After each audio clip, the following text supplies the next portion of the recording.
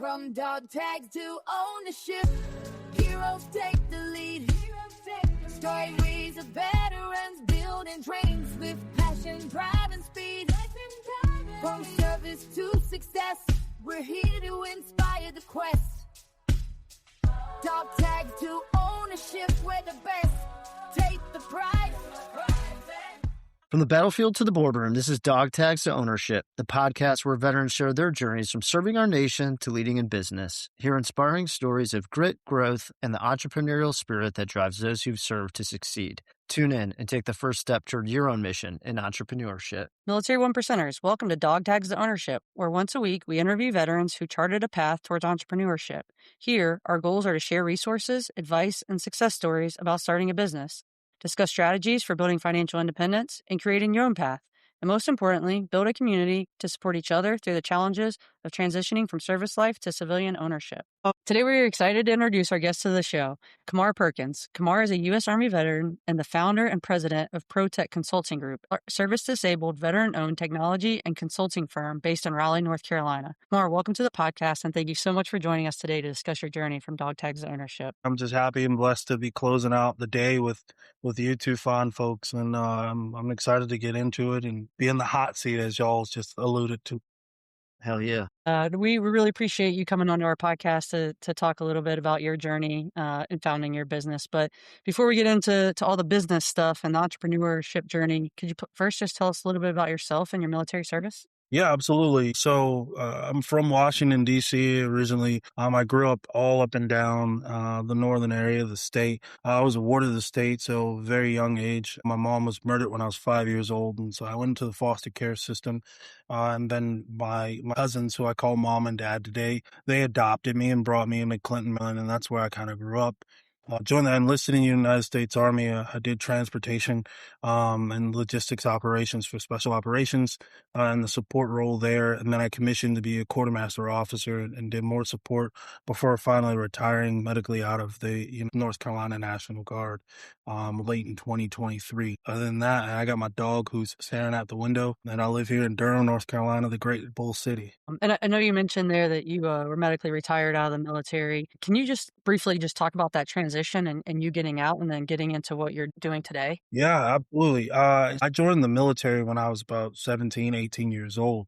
It was my first big boy job. So my entire adulthood life was being a U.S. Army soldier, being an officer in the United States military. And so when I transitioned out of the military, it was a shock, really, truly. It was like, what am I doing? What am I gonna do? I can't land any of these jobs in logistics. I have no idea who am I truly without this identifier, without the rank on your chest or the uniform that you're wearing on the day to day. Who am I? What do I like? What do I love to do? And what do I want to do? And so essentially it came to a point where as I was transitioning out, I had about a year's span where it was like that full medical out processing.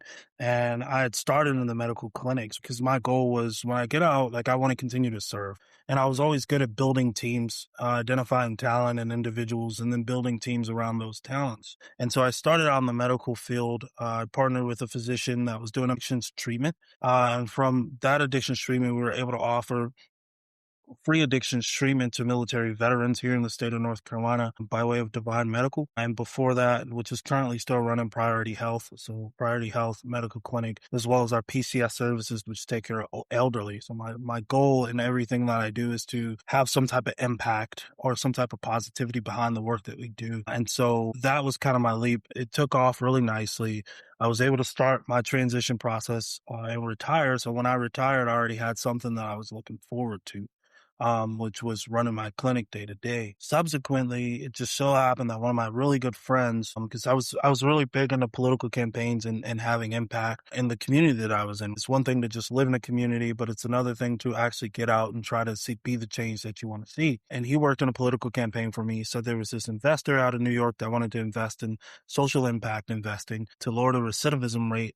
This was post-COVID in North Carolina, which at the time was 49%. And so I said, yeah, I 100% want to do that, but I also want to tie it back into veterans, right? Because I love my veteran community, my veteran family. I said, I want to help the veterans who are incarcerated in North Carolina. Some of them are incarcerated for reasons due to their military service, whether that be PTSD or what have you. I want to have them a system set that could be a different process than just general population. North Carolina at the time had about 2 to 3 what we call veteran courts. And so we were able to start up a court in Wake County, which is it's the largest county in North Carolina. So the veteran court revitalized Harnett County.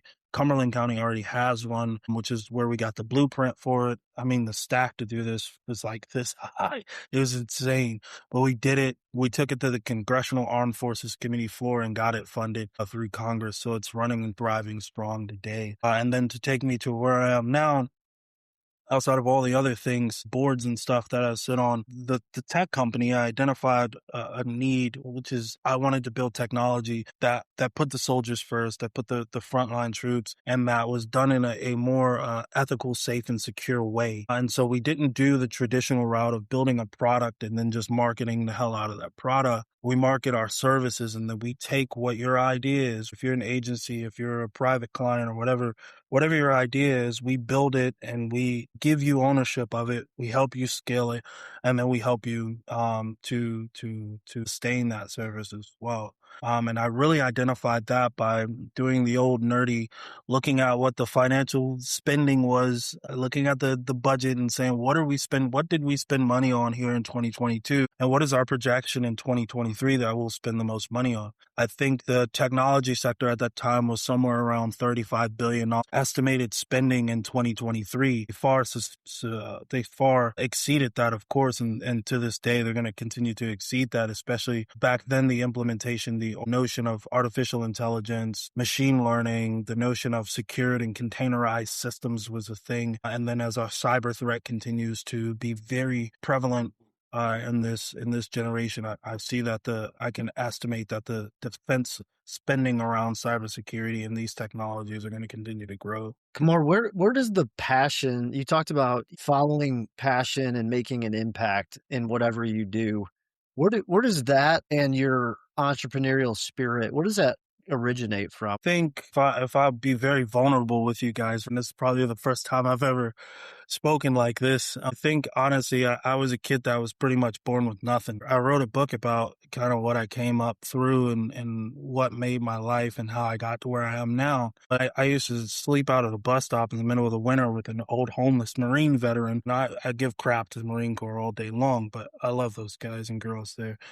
They were stealing food from Food Lion and eating out of the trash cans at Long John Silver's, if you guys are old enough to remember that restaurant. I always thought to myself, since I was a kid, I'd always say, I'm not going to be another statistic. I won't be a product of my environment. And I won't fail. And I always carry this thought of, if I don't quit, I can do just about anything I put my mind to. All I have to do is just make it another 24 hours and then just increase every 24 hours, just do better than I did the last 24 hours. And surely whatever you're chasing after is going to get there. But I think it's always been that hunger, both real hunger, being homeless and hungry as a 12-year-old child on the street, to being hungry and like, I want more out of life. And then the passion of the impact is like, there are kids that have worse stories than me. There are people that are walking around as adults now that have been through worse than me. And I just want to be able to give that kid, no matter what they look like, where they're from, race, creed, religion, I want to give them the opportunity to do something more, to do what they want to do. So if they're passionate in something that I have a hand on, I want them to have that opportunity. I want to open that door for them and bring them in and make them better. No, that's an incredible story. And I know we had a guest on some time ago that had an incredibly difficult upbringing as well, and came from poverty. And I asked him, I was like, do you know, because your upbringing was so difficult, was that sort of your equivalent to a rock bottom? I don't know if you felt like that, or if that's made your mindset stronger, if that's just made you pursue excellence that much more. Yeah. I think the thought of, the fear is a reality, it's a construct that we make in our mind. Fear is just the forward thought of something that could come to pass that may never come to pass. Will Smith said it best. But I think for me, I have felt that, right? So I already know what that feels like. I've been there. I've been hungry. I've been in the back of trash cans. I've been that kid on the street there just trying to make a nickel or a dime to get a warm cup of coffee or a pillow to lay my head on a bus stop outside. So no matter what I go through or no matter how much I fail, if I get back to that point, it'll be all right because I've been there and I made it already. I can do it again. If I've done it before, I can do it again. And yeah, I think it does. It plays a tremendous part. It plays a tremendous role. I think another, observation as you were talking, Kamar, the folks we have on this podcast, and we have incredible people on this podcast that Julie and I talk about. We don't, to have the privilege to speak with you, to speak with some of the folks we've had on. You're doing so much, right? You're an author, you're a service member, you're an entrepreneur, and not just in one area. You were in the medical arena, and now you're in the tech. How was that transition? I know you said you were nerding out on some stuff, but what do you know about tech? Like, how did you get into that area? Yeah, that's a great question, man. Yeah, I think so. All of these things are done congruently. Like they're still operating. I think the biggest piece, and I always give a big shout out to my team. Honestly, none of this would be possible without my team. I have a tremendous team in the medical practice realm. I have some of the best physicians that are able to identify these patients and see them as a person and fix them mind, body, spirit. And they're phenomenal. They truly are. And then my administrative staff, my C-suite teams, they're just phenomenal. They're go-getters. Being able to identify these individuals is that's 90% of the battle. Is like you have a vision, you have a commander's intent. We hear that all the time. Our commander's intent in the military. The commander has an intent. Now it's up to you to take that op board and get it done how you see best to get it done. Well, that's what they do. I give them freedom of maneuver. I say, what do you think is best is best. I don't limit their time. If they want to take time off to see family, I don't need you to put on leave. Put it on the calendar. Let me know you'll be out of the office. It's big boy, big people business. Take care of what you got to take care of. At the end of the day, right, you want to succeed, I want to succeed, and y'all believe in me so much that they're willing to go out and get it done every day. And I couldn't be more grateful and more blessed for the individuals that I have on my team. And that's in the tech. I mean, I got one of the sharpest CTOs in the game. Shout out to Sushira Samkata, my EA, Anna Riddle, and my COO, Jessica Rankin. I mean, these three are really the backbone.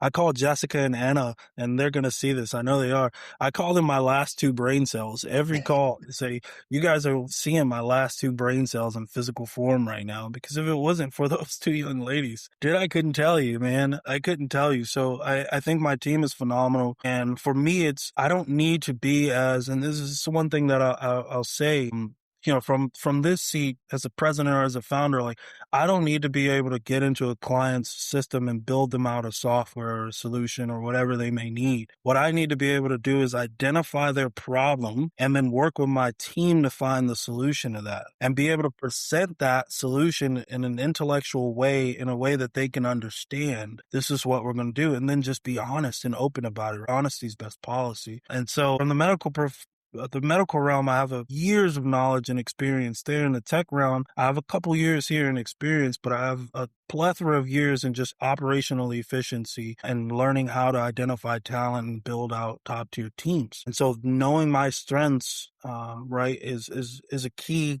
element in what I do on the day to day. It's like, I know how to build a team.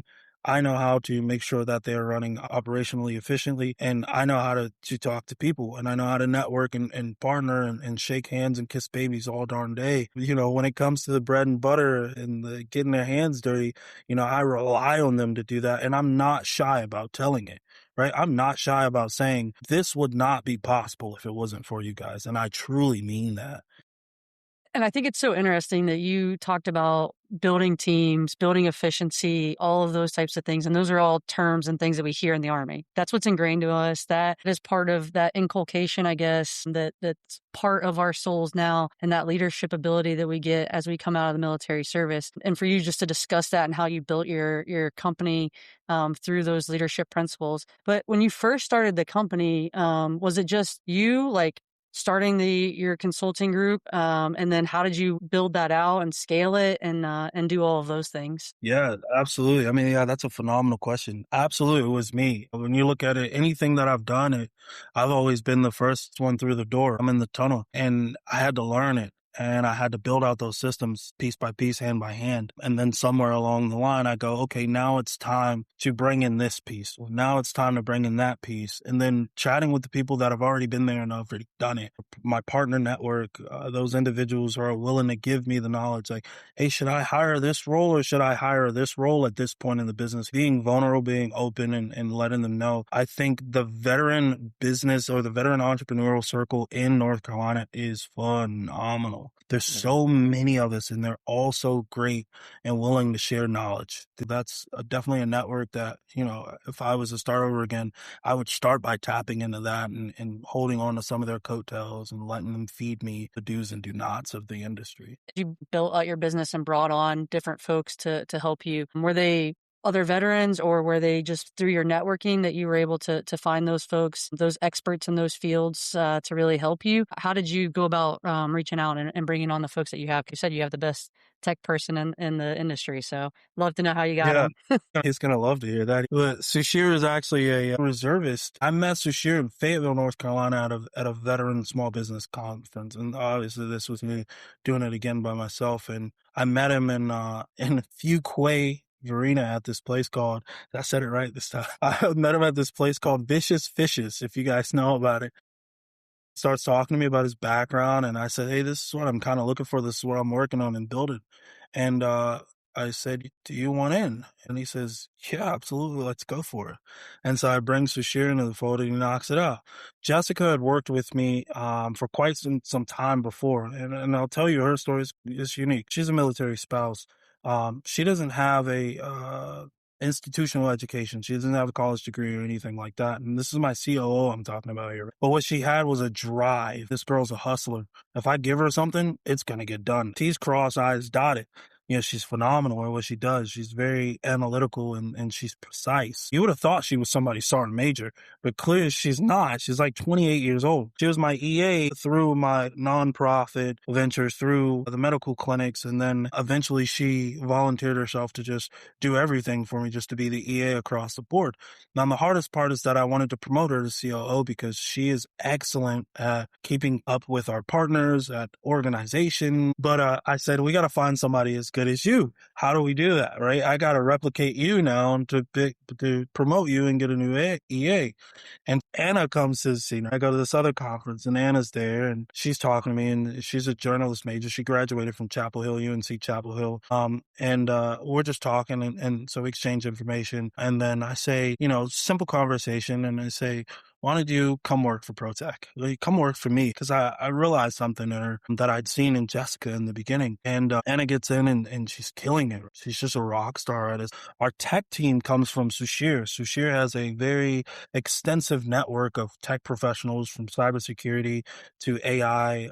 I like to go into board meetings when I met with Durham County about starting an initiative for some of the lesser known colleges in North Carolina, not your UNCs, not your Dukes, those universities, but the other smaller universities. I want to give them more tech jobs because there's a lot of tech talent in North Carolina. The first thing, I sit down at the table and we're sitting at the boardroom. Sushir's sitting to my left. Jessica's there with us and what's in there. And I go, are you guys interested in creating jobs and making impact here in North Carolina and promoting the youth and the talent that you have here in Durham, North Carolina? If so, please let me know. Let's have this conversation. If not, I don't want to waste any of our time. And they said, absolutely. But I'm comfortable with standing on those principles. This is what I want. And I expect the same things out of my partners too and my team. You've done an incredible job, obviously, putting the right people in the right places. And like Julie alluded to earlier, we get a taste of that in the military, and it's finding strengths and weaknesses and assembling that team. We're only as strong as our weakest link. So it's like finding what people are good at, leveraging that. Not only do you have your consulting group in the tech field, but you also do a lot of stuff to help the youth, to help veterans, and to just support the veteran community and the youth community. Can you just talk a little bit about how that passion of yours to support the youth and support the veteran community, and how you do that in North Carolina and through the different boards that you're on? Yeah, absolutely. So let's start with the youth. That's the closest thing to me. We support and sponsor. I sponsor a lot of the art museums and the art councils across North Carolina, including the opera, the orchestra, and the ballet. I own a international ballroom studio here in Raleigh, North Carolina, up to gold, and we have youth programs for those kids that are at home students right now, and then students that are not at home that can make the times that we have on Mondays, including our senior nights and stuff like that. Knowing that ballroom dance at that level instills confidence. It's a fun way for the kids to be active and learn a new skill. The art museums have their own programs that they put on, their showcases, their youth initiatives. And so what I do is I go into a lot of these art museums or these art councils. Like I just had coffee a week ago and decided that we would sponsor the Wake County Arts Council in North Carolina. They have a lot of great youth initiatives where they're getting into the schools and they're teaching not just, your art or your contemporary, but they're also teaching entrepreneurship or business owner aspects of the art world itself. I identify programs that are reaching the kids in the rural areas of North Carolina, but also teaching critical thinking. Sitting on the board of Wake Ed Partnerships, one of the things that they introduced last year was this concept of you can create these programs for educational advancement outside of the home, but the home is still, they have to go home. So if the home life is not good, the only good that they're getting is when they're outside of the home. And that just kind of creates a trauma circle where they don't want to go home. And so now we're able to partner with these parents and things and bring them in via our literature programs and things like that. Were you into like the arts growing up? Was that something that you were drawn to as a youth as well? Loved art, and the best thing about the DC area, the DMV area, is there's so many free art museums that you can just walk into. So as a kid, I'd catch the metro down and I'd just escape from life. I'd just go into an art museum. And the best part about the DMV area, at least when I was growing up, is everybody looked homeless. So I didn't look any different than anyone else on the street. I could just mosey on into an art museum and act like I belonged there. You know what I mean? So yeah, man, I love the art. It was definitely an escape. I would stare at pictures for a very long time and just interpret what the artist was trying to say. And that was a big part. I have a lot of art pieces in my house and stores that I've acquired, antique pieces, etc. There was one point when I lived in the barracks, I had all this art and my roommate walked into my room and he said, it looks like a museum, like a memorial for dead artists in here. And I said, dude, but yeah, that's always been me, man. That's always been me. I love art. I love the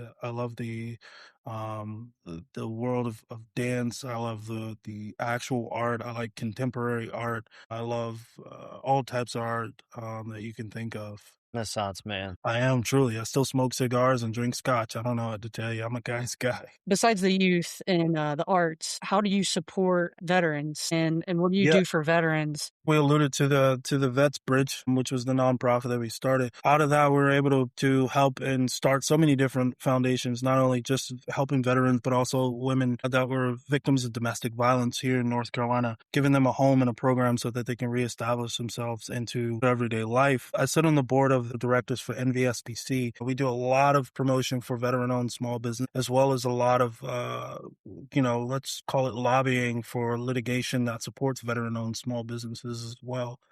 So very outside of that, Divine Medical, we're taking in veteran patients that are suffering from addictions, and we're giving them free addictions treatment. And then on top of that, also mental health treatment until the VA can pick up. If you can't get an appointment with your VA provider for 6 months, we're going to be that gap for you so that when you see your VA provider, you don't go without. AFCIA North Carolina, so I sit on the board as a VP of grants and scholarships in AFCIA. Not only do we bring veteran-owned small business, but all small business to the fold in the GovCon world and abroad, where they can meet purchasers, meet the decision makers and the movers and shakers, your Booz Allens, your Raytheons, your Northrop Grumman's, etc. They can meet them in a room, or some representative of those companies in a room, and network in that manner. Me specifically here in North Carolina, I give out grants and scholarships to teachers and students across the state of North Carolina, and then veteran students as well. So your ROTC cadets that are veterans, or non-ROTC cadets that are veterans, we give them scholarships as well. So your high performers. So every ROTC ROTC program. They get their pick of three. Every three students across the state of North Carolina, they get a scholarship. And on top, the school is able to identify one veteran that receives a scholarship from me as well. Super fascinating, everything, and I think Matt alluded to it earlier, but not only do you have your consulting group, but the work you do for the youth, for the veterans, and just giving that support to them. And, the biggest thing for us and our podcast, and as we're expanding this brand and building it out to help that community of veterans who want to pursue entrepreneurship is just supporting each other. And you do a phenomenal job of that. And, it's great to see that and hear that from another veteran. What has been your biggest challenge with getting out of the military, starting your business, sitting on these boards, doing these nonprofits, all of those things to really do everything that you do? Yeah, I would say every single company or organization or what I do has its own unique challenges that come with it. So it's different. I think for me, there's so much that I want to do. There's so much more that I want to do. It's just a personal challenge, but I have to understand that it's a time thing. I can't do all that I want to do. It's a time plus resources. I don't necessarily have all the resources to do everything that I want to do.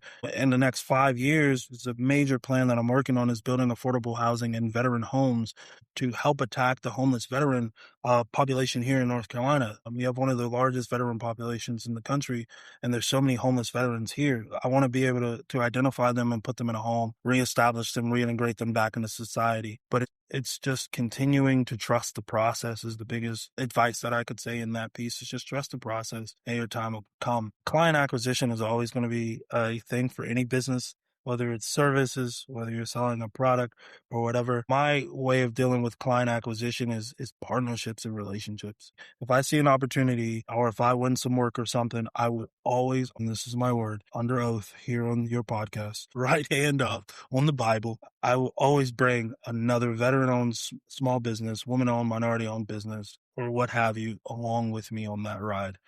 Because it's so important. And the more you build out your ecosystem and the better they do, the better you do ultimately, right? Because I want to see them grow and I want to see them, succeed more. And the only way to do that is to open the door for them. Let them in, let them prove themselves and pick them up when they fall or where they fall. Kamar, is that your definition of success, like seeing others succeed? I was going to ask you, how would you define success? So I think, this is, and I actually end up saying this a lot.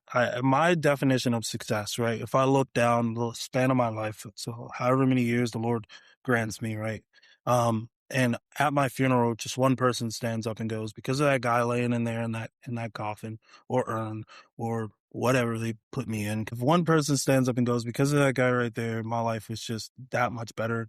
That's my definition of success, right? As living a life full of impact, living a life dedicated to service and making change in the areas that we can affect. That's my definition of success. Our other question, it's Julie typically asks this one, but what advice would you give a service member that's getting ready to transition out, might be thinking about business ownership, maybe not, but is there some wisdom you could share with that service member? Yeah, I would say, my advice to anyone getting out of the military, especially in today's climate, is find what really makes you happy. Find out what you want to do. You've given your time, whether it's 2 years, 4 years, 20 plus. You've given your time to the country, and there's going to be some benefit in that. Take that opportunity to say, do I want a job in sales? Do I want to be a business owner? If I want to be a business owner, what do I want to do? And do it the right way and do what makes you happy. And then live life on your terms. Just live life on your terms and follow positivity or the positivity in your truth. And I think if we do that, if we live in a way where it's like, this is my truth, this is what I want to do, this is what I love, you can truly never work a day in your life. So that would be my advice. Do what makes you happy and find what is truly, really step back. You're out of uniform now. Take a second, take a breath, look yourself in the mirror and go, who am I? Who was I before the military? Who am I now? And what do I want to do? It's good. I haven't heard that spin, who was I before the military, that add-on. That I think that's good to reflect back to before you put that uniform on, because people get lost when they take the uniform off. So Yeah. reflect back on who they were before. Granted, we were probably a little bit more immature and made poor decisions before we put that uniform on, but Before we get to our last two questions, is there anything else that you would like to share with our listeners and followers that we didn't ask you today that you would like to provide to them? The only thing that I would say for the listeners is to reiterate, just don't quit. Whatever it is in life, if you decide you want to go climb that damn mountain and don't quit. Don't stop until you summit it. Whatever your mountain may be, pick your mountain and you climb it and you don't quit because you never know. I'll share the story. I was going to give up on the tech company. I was going to give up on defense contracting totally. I was about $150,000 plus dollars into it. I was tired. I was exhausted. I couldn't win anything. I was like, I don't know what I'm doing. I'm submitting like 20 plus RFPs a month, which is insanity. But now that I look back, I'm like, that's insane. What were we doing? But it's poor leadership at the end. I got to take I got to be honest about that's poor leadership. That's on me, not understanding my industry. And I was really having this conversation with partners and stuff like that. And I'm like, you know what? I think it's time for me to hang up the boots on this, put my focus back into the clinic and put my focus back into these things that I want to do. Because I don't know where this is going. It's just not working. And about 2 weeks later, I remember having the conversation with one of my partners in Tampa. And he says, man, whatever you do, don't quit. He's like, I know it looks bad. He's like, but you don't know you could be 3 partnership potential phone calls away from winning a great opportunity. Sure enough, 2 weeks later, I was on a call with a company out of Texas, a veteran-owned Air Force guy, and his partner's a former nuclear submarine something way smarter than me anyway. And they offered me an opportunity that completely changed the trajectory of our company for the rest of eternity. And it wasn't a government contracting opportunity. It was a commercial base. We have a product, we have a service. We need an integrator, and then we need a service person to service it and be that provider. And we want to scale. And you guys are exactly why I want to choose to do it. And the crazy thing about it was when we did the meeting, I was in Tampa, Florida. I was in Tampa, Florida for Soft Week and trying to, shake hands and rub shoulders there. And I said, I'll fly over to Texas. He was in Dallas. I said, I'll fly over to Texas to meet you in person because I'm an old school guy and give me a reason to travel. I love to travel. So I go and I meet with him in person. By the time I get off the plane, I couldn't get connection. And when I get off the plane, I have this email that says, we would like you guys to be the service provider for this opportunity that we have, X, Y, and Z. What do you think? Name your price. And I was like, this is nonsense. Here we go again. But really, I was that close to just hanging it up and quitting. So just don't ever quit because you never know when you'll get that call, that opportunity that'll literally change your business's trajectory and your life as well. That's great advice. No, it's great. It's great advice. Are we going into our final 2 questions? Oh, yeah. Can we add one bonus question? You're from the DMV. So commanders or... We already had this conversation before you got on, Matt. I know. That's why I got to ask it for Julie. My father's going to be pissed. I love the Ravens, man. Those are my guys. I'll tell you why I love the Ravens because the first football game I ever went to live, my dad, we were sitting on, my uncle used to put on these, he's a great business guy. He used to put on these events in Baltimore. And so we get these tickets to the Ravens game, one of their home games, and we're sitting in like pretty much over the tunnel. And I see Ray Lewis come out. I've been a fan since, dude. There's nothing like that in the world. There is nothing like that in the world. I was like, whoa. My passion's real estate. That's what I listen to outside of Dog Tags to Ownership and read. It's all real estate focused. What would you recommend to a listener if you had a book or a podcast or anything that you'd recommend? Wide open. Yeah. First off, I'm really big into real estate too. More rental properties than anything these days. I would say my book of choice, one of the things that really helped me change my mindset when I first started business is a book called The One Thing. That book's amazing. Gary Keller wrote this book called The One Thing. It's a remarkable concept when you think about it, because if I had to really shorten it, really short synopsis of it, it's that master this one thing or do one thing and be very good at that one thing and then expand. I think what a lot of us do when we get in the business, I'm guilty of it too, is we try to do so many different things. Like we start off in one area and then we see a shiny object and then we see another shiny object and then we see another shiny object. And now we're just spread all over the place. We're jacks of all trades. But if we focus in on that one thing, really refine, develop, automate, and make it its own system where it's running without our input, our day-to-day input, then we can branch off, do another one thing, master that, move to another one thing, and do it the same way. So The One Thing by Gary Keller it's a hell of a read for anyone that I think is trying to get into business or might want to chase a career path or whatever. The One Thing is super. That book sounds amazing, so definitely have to check that out. And if Matt ever gets to our monthly newsletter, we'll be sure to include your book recommendation to that. He hears it almost every episode. This is where I come to get my guidance and direction for the podcast. So, Kamar, the last question of every episode, Admiral William McRaven authored the book, Make Your Bed, Little Things That Can Change Your Life and Maybe the World. So, do you make your bed? Yeah, what a hell of a guy. That was an incredible speech that he given you, by the way. Very motivation. Absolutely. I make my bed every morning. I got a little duvet cover that I fold over the end of it, and I definitely make my bed. And, the first thing, my morning routine is I get up and I pray. Before I take on the day, before I look at my phone, before I do anything else, I pray, and I'm just praying in a place of gratitude and gratefulness. And I'm opening myself up. I don't know how many people are into the energetics the way I am, but spirituality is, I just want to be grateful for everything. I'm grateful for waking up, and I'm grateful for another day to get out and do the things that I love to do, and make my dream a reality and help make other people's dreams a reality as well. And then so I always start with a day of gratefulness, and then I get up and I make my bed. And it is one heck of a feeling after a long day to come back home to a nicely made bed and my dog lying on the end of it. And I'm just like, dude, I can't have nice things.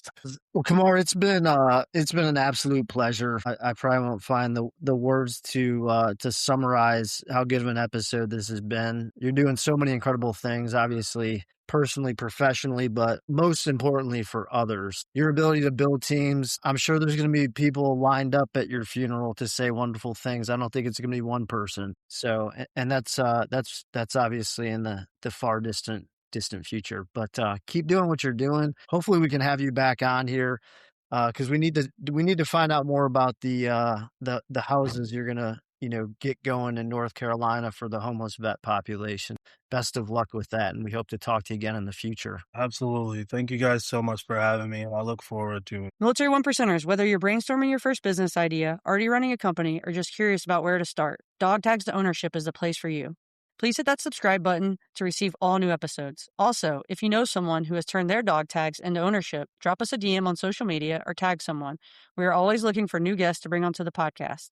And as always, Military One Percenters, thank you for your service. Let's continue this journey and working together to write our next chapter. Until next week, keep pushing to turn those dog tags into ownership. From dog tags to ownership, heroes take the lead. Stories of veterans building dreams with passion, drive, and speed. From service to success, we're here to inspire the quest. Dog tags to ownership, we're the best.